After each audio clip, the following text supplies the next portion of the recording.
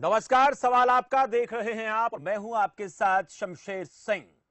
सवाल आपका, यह आपका अपना कार्यक्रम है, आपका अपना मंच है और इस पर आप अपने सवाल पूछ सकते हैं। हमारे नंबर जो हम आपको थोड़ी देर में दिखाएंगे, लेकिन आज के मुद्दे की बात कर लेते हैं।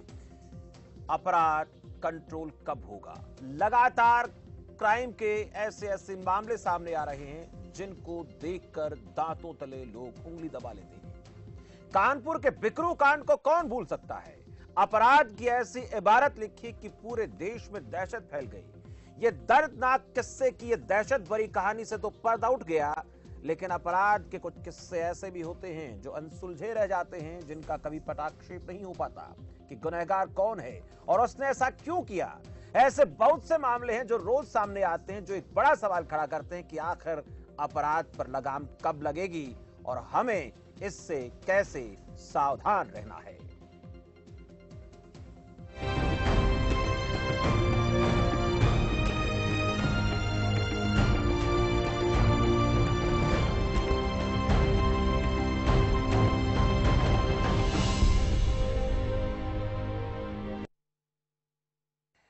गुरुग्राम के बसई गांव के पास स्थित विंग एन्क्लेव में 2 युवकों की हत्या कर दी गई। आज यूपी में एक युवक ने अपनी पत्नी और सास की हत्या कर दी। फरीदाबाद में पति पत्नी की हत्या के मामले में मृतका का भाई गिरफ्तार कर लिया गया। हिसार के परवाला में पति ने पत्नी की हत्या कर दी, फिर खुदकुशी कर ली। सिरसा के डबवाली में एक युवक और महिला ने फांसी का फंदा लगाकर जान दे दी। युवक अविवाहित था और महिला विवाहित थी। यूपी से कितनी खबरें आती हैं, बच्चे का अपहरण करने के बाद उसकी हत्या कर दी गई, फिरौती न देने पर हत्या कर दी गई। और ऐसी खबरों से अखबार पटे होते हैं, टीवी पर बहस होती है कि आखिर क्राइम कंट्रोल कब होगा, कंट्रोल होगा या नहीं होगा, या फिर ऐसे ही बढ़ेगा। जिस राम राज्य की हम कल्पना करते हैं, जिस सुशासन की हम बात करते हैं, वो कब आएगा? लगातार ऐसे मामले सामने आते हैं कि आखिर ये क्राइम के मामले कंट्रोल कब होंगे, इसके पीछे वजह क्या नजर आती है और कानून व्यवस्था के हालात क्या हैं।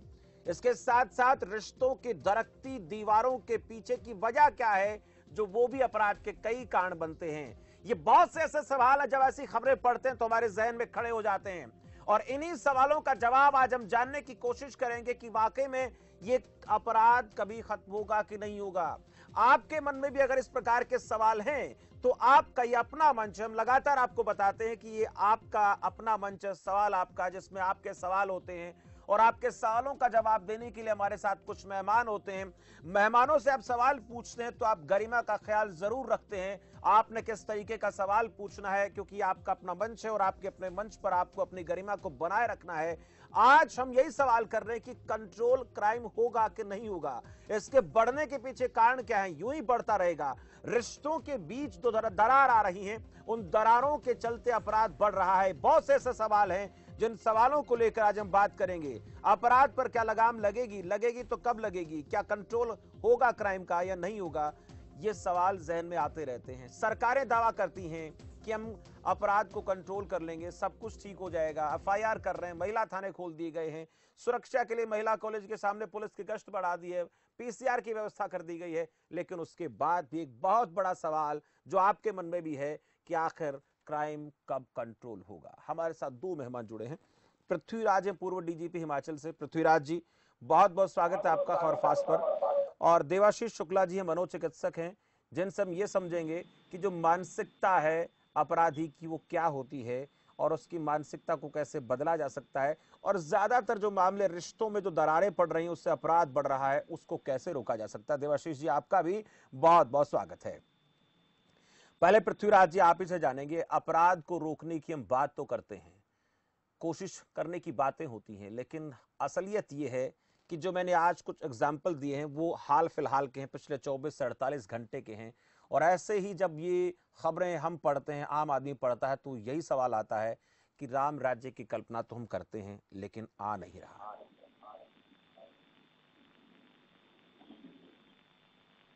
देखिए,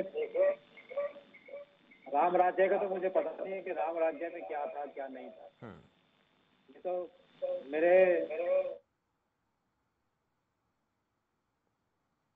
थोड़ी सी टेक्निकल दिक्कत आ रही है, आवाज में डबलिंग आ रही है। पृथ्वीराज जी, आपके पास आ रहा हूं। लेकिन उससे पहले देवाशीष जी आपसे बात कर लेते हैं। अपराधी की जो मानसिकता होती है, किस मनोस्थिति से उस वक्त वो गुजर रहा होता है जब इस प्रकार के अपराध करता है। एक तो होते हैं प्रोफेशनल, उनके बारे में बात न करके हम अगर दूसरे तरीके के अपराधी की बात करें, रिश्तों को लेकर बात करें, वो ज्यादा मामले आजकल सामने आ रहे हैं। दिन में अगर 4 अपराध की कोई खबर आती है तो उनमें से 3 ऐसे ही मामले होते हैं। दो चीजें बहुत इंपॉर्टेंट है शमशेर जी जी कि इन सब चीजों के लिए बचपन से माँ बाप के द्वारा जो संस्कार दिए जाते हैं उनका बड़ा महत्वपूर्ण रोल है। जी जैसे जैसे समाज एकाकीकरण की तरफ बढ़ता जा रहा है, न्यूक्लियर फैमिलीज डेवलप होती जा रही हैं, लोगों के अंदर अपने इमोशंस को बैलेंस करने के लिए जी जो एक जॉइंट फैमिली में बाबा दादी नाना नानी इन सब के साथ जब बच्चे बैठते थे तो उनके अंदर थोड़ा अपने इमोशंस को कंट्रोल करने की पावर भी वो डेवलप करते थे। कोई चीज जीवन में मिली या नहीं मिली तो वो संस्कार बचपन से डेवलप किए जाते थे।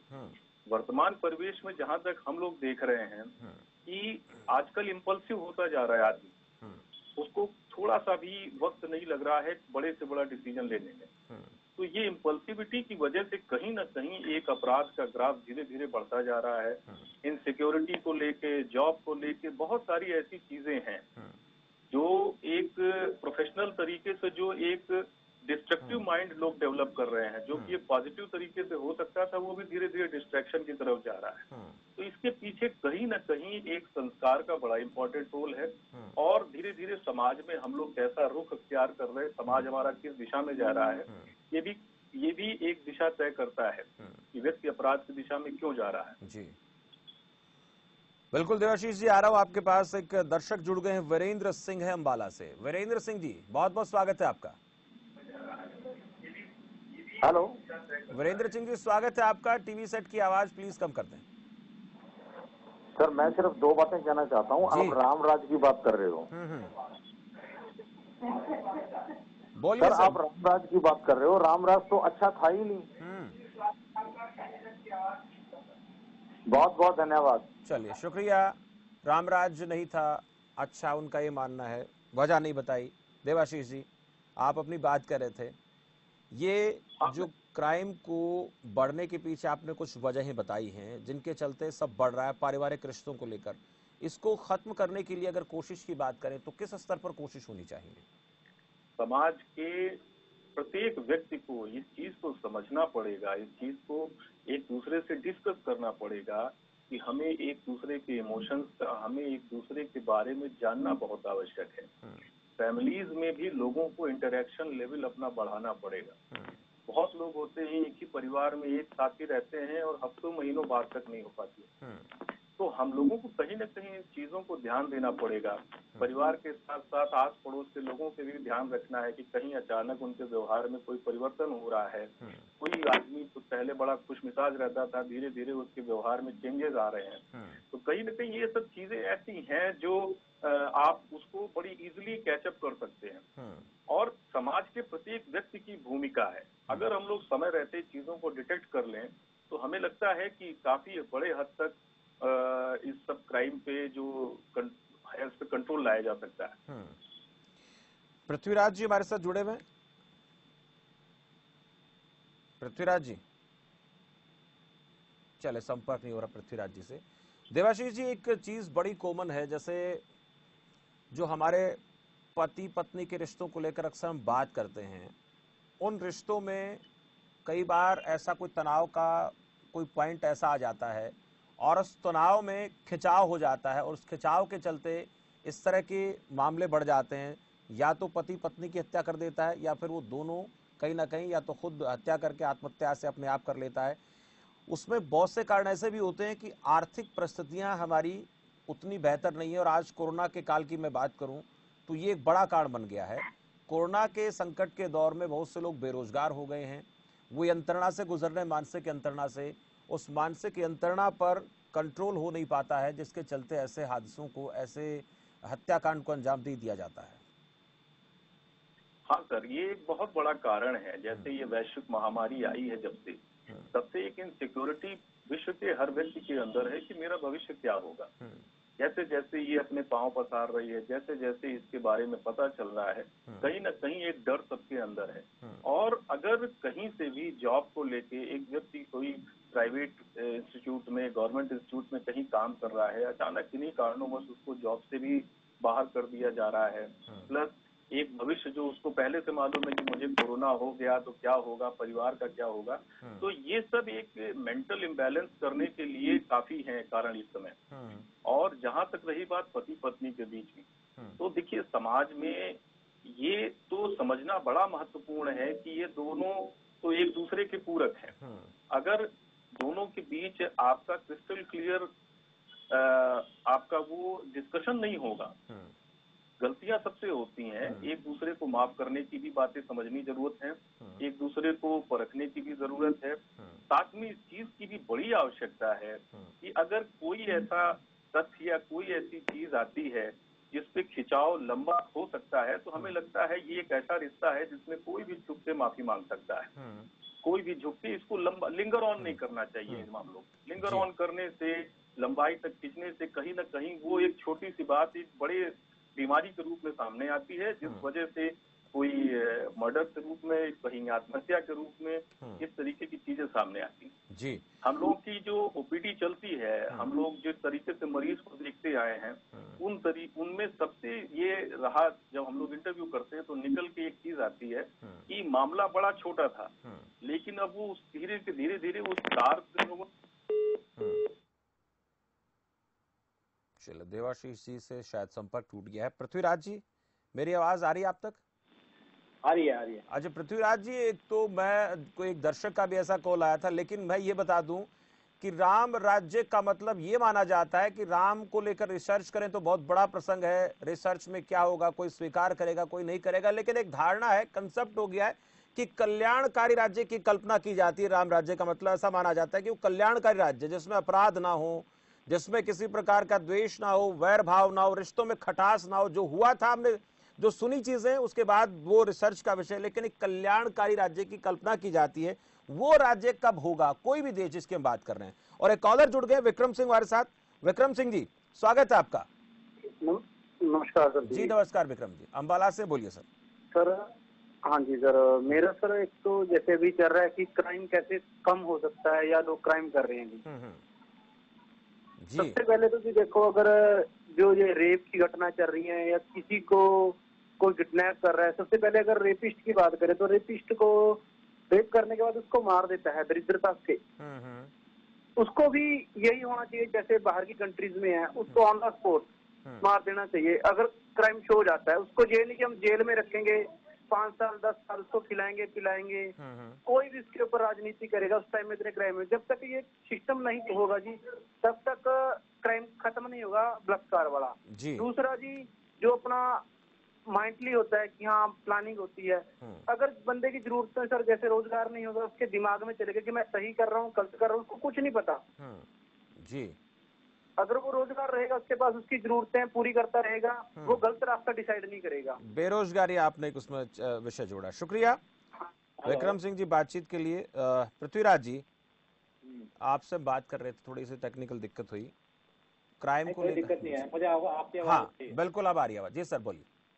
हाँ, राम राज्य देखिए ठीक है, आपकी अपनी धारणा है, पर मैं तो एक आधुनिक देश का रहने वाला हूँ जिसका एक संविधान है और जिसमें कानून का राज चलता है। या अभी रजवाड़ों का और उनका वक्त तो खत्म हो चुका है। यहाँ पर संविधान हमारे देश में लागू है, इंडियन पिनल कोड लागू है, क्रिमिनल प्रोसीजर कोड लागू है, और पुलिस है, न्यायालय है, जेल है, प्रोसिक्यूशन है, ये एक सिस्टम है बना हुआ। अब सवाल ये है कि अंतर्राष्ट्रीय मापदंडों के कंपैरिजन में हमारा जो ये सिस्टम है, क्रिमिनल जस्टिस सिस्टम, ये कितना एफिशिएंट है, कितना एफिशिएंटली काम करना है, कर रहा है, इसको देखने की जरूरत है। तो अब मैं किसी सरकार को तो दोष नहीं दे सकता, लेकिन ये दुर्भाग्यवश किसी भी सरकारों ने या किसी भी राजनीतिक पार्टी ने हमारे देश के जो क्रिमिनल जस्टिस सिस्टम है इसको वर्ल्ड क्लास बनाने की कोशिश नहीं की है। अगर कोशिशें हुई भी हैं तो वो आधे मन से हुई हैं। पुलिस रिफॉर्म की, नेशनल पुलिस कमीशन की रिपोर्ट जो पुलिस रिफॉर्म के लिए लाई गई थी इस देश के अंदर, अभी भी डस्टबिन में धूल चाट रही है। और 1861 के पुलिस एक्ट पे हमारी पुलिस अभी तक भी काम करती है। पुलिस को पेशेवर बनाने के जितने भी प्रयास पुलिस के उच्च अधिकारी या हमारे ब्यूरोक्रेट्स वगैरह जो करना चाहते हैं, उनको जानबूझकर रोका जाता है। पुलिस को एक डंडे के रूप में आज भी इस्तेमाल किया जा रहा है। उसकी जो कॉलोनियल नेचर है पुलिस की, उसको बदलने का कोई प्रयास इस देश में मुझे लगता है कोई करने की कोशिश नहीं कर रहा है। जिस प्रकार से अपराध इस देश में बढ़ रहे हैं, अभी भी अगर हम नहीं जागे तो ये अपराध बढ़ते ही चले जाएंगे। एक तो हमारी जनसंख्या इतनी ज्यादा है, जनसंख्या बढ़ रही है, वैसे ही चीजों को कंट्रोल करना मुश्किल है। लेकिन अगर हम अपने जो चल रहे जो हमारे सिस्टम है उनको पेशेवर नहीं बनाएंगे तो मुझे लगता है कि हम इसमें कामयाब नहीं होंगे। और मेरा ये बिल्कुल मानना है कि पुलिस को एक पेशेवर फोर्स के रूप में इस देश में स्थापित किया जाए। उनकी ट्रेनिंग अच्छी हो, उनकी रिक्रूटमेंट अच्छी हो, उनको व्यवहारिक रूप में पब्लिक से किस प्रकार व्यवहार किया जाए ये सिखाया जाए, और इसको राजनीतिक से इसका आइसोलेशन किया जाए। जी पृथ्वीराज जी, दो दर्शक हमारे साथ जुड़ गए हैं। करीम खान है, नियमित दर्शक हमारे, और कोई ना कोई सलाह देते हैं। आज भी हमारे साथ जुड़े हैं, बेहतर सलाह वो देंगे जरूर, मुझे उम्मीद है। मध्य प्रदेश से हैं करीम खान जी, बहुत बहुत स्वागत है आपका। करीम खान जी। नमस्कार भैया। जी करीम खान जी, स्वागत है सर, बोलिए। हाँ, मैं ये कह रहा था जी कि अपराधी अपराधी नहीं होता जब तक कि हमारे देश में भ्रष्टाचार कायम है, तब तक अपराध का खात्मा नहीं हो सकता। पहले भ्रष्टाचार खत्म होगा, उसके बाद अपराध खत्म होगा। और इंसान को स्वाभिमानी होना बहुत जरूरी होता है, लेकिन अभिमानी नहीं होना चाहिए। कुछ हमारे जी कुछ हमारे जो पुलिसकर्मी भी हैं, वो लोग भी अभिमानी हो जाते हैं। लेकिन अभी मैं पिछले साल हज किया तो मैं वहाँ जाके देखा, वहाँ की गवर्नमेंट ने ये सब यानी अपने सिपाहियों को ऐसा व्यवस्था दी थी कि हमारे देश में 50,000 देश के आदमी आएंगे, 50 देश के आदमी आएंगे, इनसे व्यवहार कैसा करना चाहिए। अलग अलग बोली होगी, अलग अलग भाषा होगी, लेकिन वो लोग इतने तरीके से हम लोग को ट्रीटमेंट करते थे कि जिसकी हद नहीं। वहाँ भ्रष्टाचार का नाम नहीं है, इसलिए अपराध नहीं है। जी शुक्रिया करीम खान जी अपने इस विचार के लिए। और अनिल हैं, हरियाणा से एक दर्शक हैं। अनिल, आपका भी स्वागत है बहुत बहुत। सर, मैं ये कहना चाहता हूँ कि जैसे क्राइम की बात कर रहे हैं आप जी, मैं एक इलेक्ट्रिकल पेशे से जुड़ा हुआ एक प्राइवेट तौर पर घरों में लाइट फिटिंग वगैरह इस तरह रिपेयरिंग का काम करता हूँ।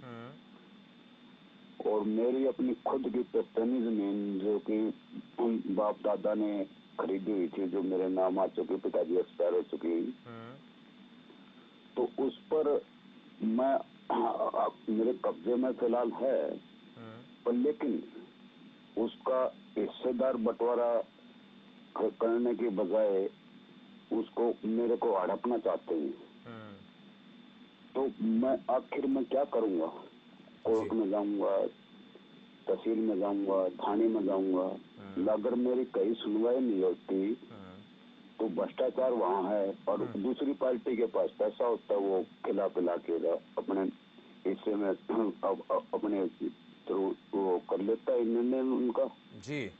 तो आखिरी टाइम मैं क्या सोचूंगा कि मरना जीना तो है ही, जो अपने बाप दादा की जमीन दी हुई नहीं ले सकता मैं, तो मेरा मरना जीना किस काम का? तो आखिर में मैं खुद हथियार उठाऊंगा, तो हथियार उठाऊंगा तो कहीं ना कहीं क्राइम की तरफ जाऊंगा।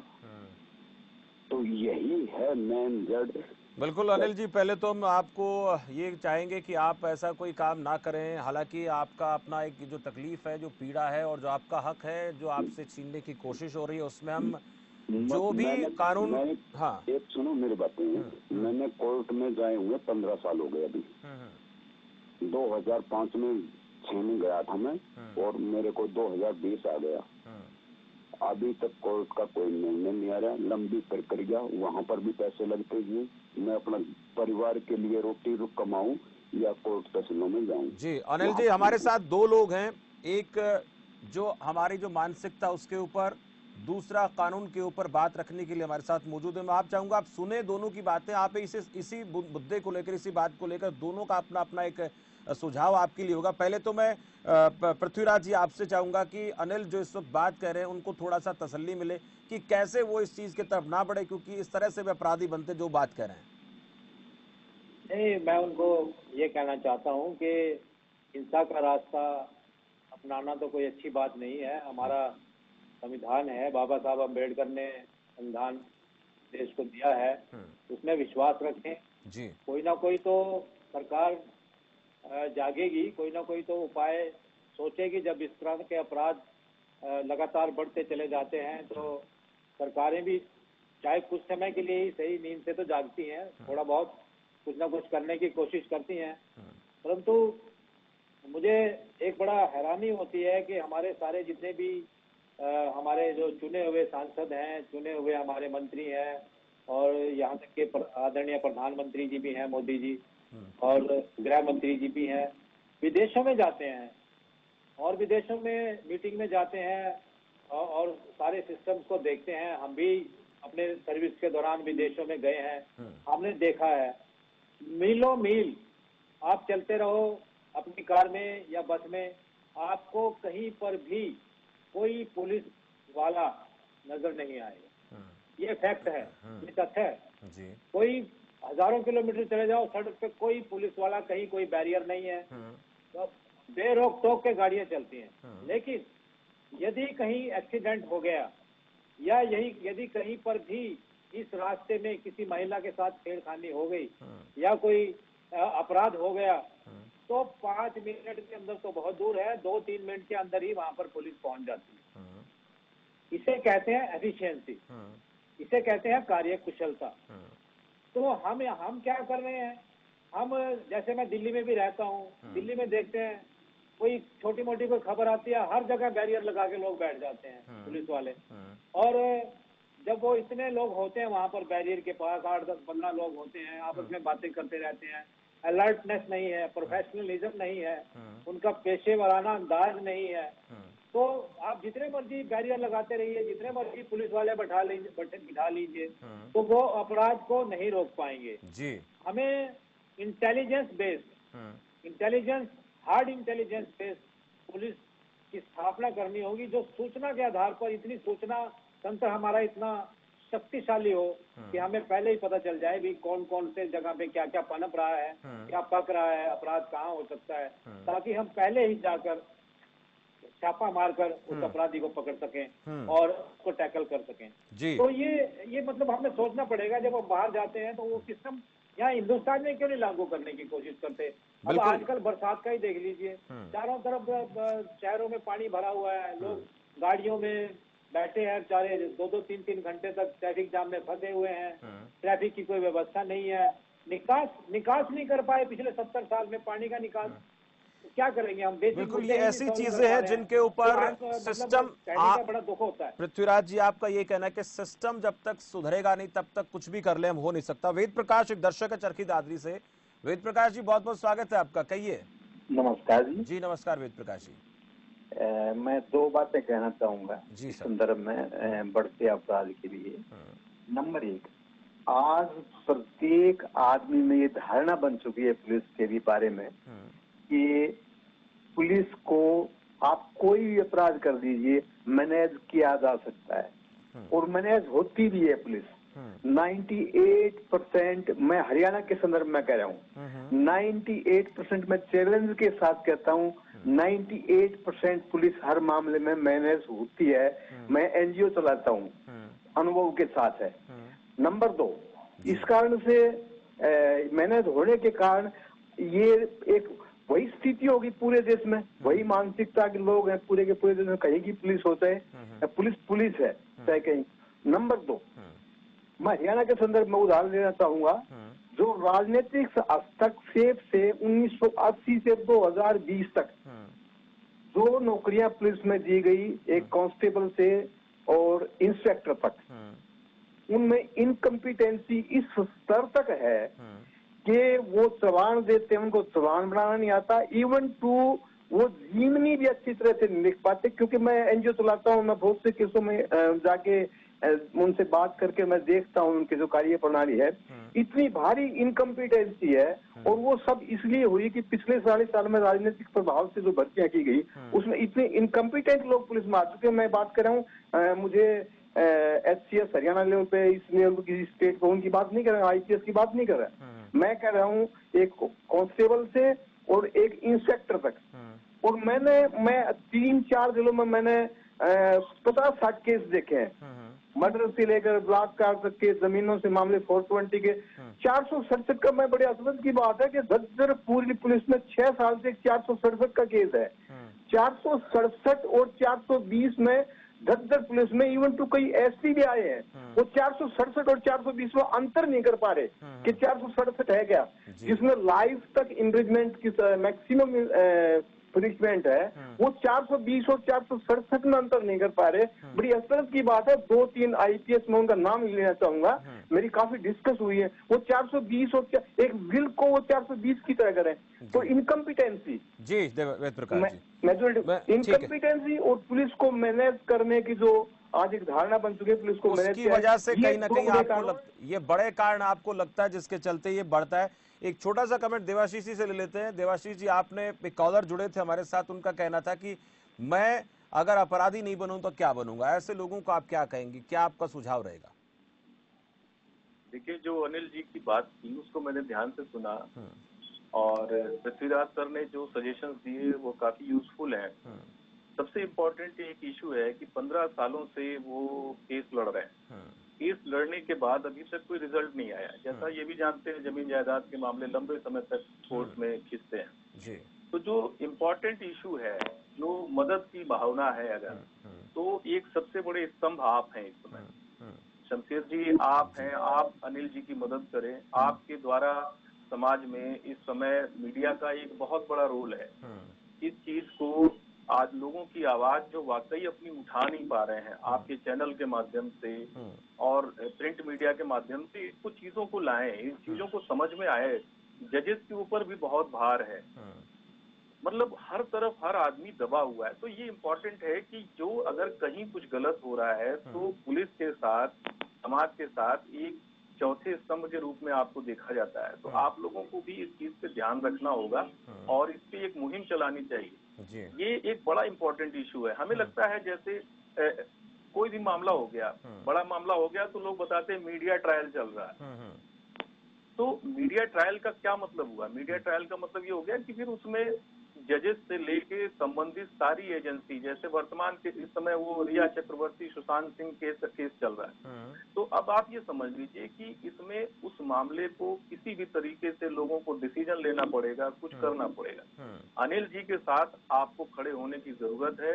कानून अपना काम कर रहा है, लेकिन जिस तरीके से वो 15 वर्षों से परेशान है, आपकी मदद मिलेगी तो हमें लगता है शायद वो जल्दी लाभान्वित होंगे। जी, बहुत बहुत शुक्रिया पृथ्वीराज जी आपका भी, देवाशीष शुक्ला जी आपका भी इस खास कार्यक्रम में सवाल आपका में जुड़ने के लिए। सवाल आपका में आज खास कार्यक्रम, बढ़ते अपराध को कैसे रोका जाए। जो कुछ बातें निकलकर सामने आई, एक तो हमारा जो पुलिस का सिस्टम है उसको बहुत बेहतर करने की जरूरत है। जहां कहीं भी अपराध हो रहा है या जहां कहीं अपराध पनपने की गुंजाइश नजर आती है, वहां पर हमारी पैनी नजर होनी चाहिए। हमारा सूचना तंत्र इतना मजबूत होना चाहिए ताकि हमें अपराध के होने से पहले ही जानकारी मिल जाए। दूसरा ये कि जो भी नियम कानून बने, उन कानूनों को इस तरीके से लागू किया जाए, प्रभावी तरीके से लागू किया जाए, जिसके चलते उन कानूनों की पालना हो और लोगों के मन में कानून का सम्मान हो, डर के साथ साथ। और तीसरा ये कि हमारी जो सोच है, जो मानसिकता है, उसको हमें बदलना पड़ेगा। जो पारिवारिक रिश्ते हैं, जो झगड़े का कारण बनते हैं, उसके बाद अपराध उससे पनपता है, तो उसमें कहीं ना कहीं हमें अपने आप के अंदर झांक कर देखना पड़ेगा कि हम जो काम करने जा रहे हैं या जो हम सोच रहे हैं वो कितना सही कितना गलत है। और संयुक्त परिवारों को लेकर पहले एक बात होती थी, ज्वाइंट फैमिली होती थी उससे पारिवारिक रिश्तों में जो दरकना आज हम देख रहे हैं उसमें कमी आती थी। माता पिता बड़े बुजुर्ग हमारे बीच में होते थे, कोई बात अगर हो जाती थी तो उसको सुलझा लिया करते थे। तो पारिवारिक रिश्तों में बेहतरी के लिए ज़रूरी है कि ज्वाइंट फैमिली एक बड़ा जरिया बन सकता है सुलझाने के लिए। लेकिन उसके बाद भी अगर ज्वाइंट फैमिली में हम नहीं रहते हैं तो उसके साथ साथ ज़रूरी है कि कुछ भी अगर हो रहा है तो उसको लेकर हम दिमाग में ये ना बैठा के रखें कि ये गलत है मैं सही हूँ, या फिर मैं हमेशा सही रहता हूँ ये हमेशा गलत रहती या रहता है। कहीं ना कहीं एक आदमी को थोड़ा सा झुकना पड़ेगा, तब जाकर के गृहस्थियाँ बचती हैं और इस तरह के अपराधों पर लगाम लगाई जा सकती है। लेकिन बाकी तमाम तरह के अपराध जो बड़े स्तर के अपराध होते हैं उनको रोकने के लिए कानून का शासन, व्यवस्थित तरह के शासन, ये दो चीज़ें महत्वपूर्ण जिनका होना बहुत ज़रूरी है। फिलहाल सवाल आपका में इतना ही, मुझे दीजिए इजाज़त और आप देखते रहिए खबर फास्ट। नमस्कार।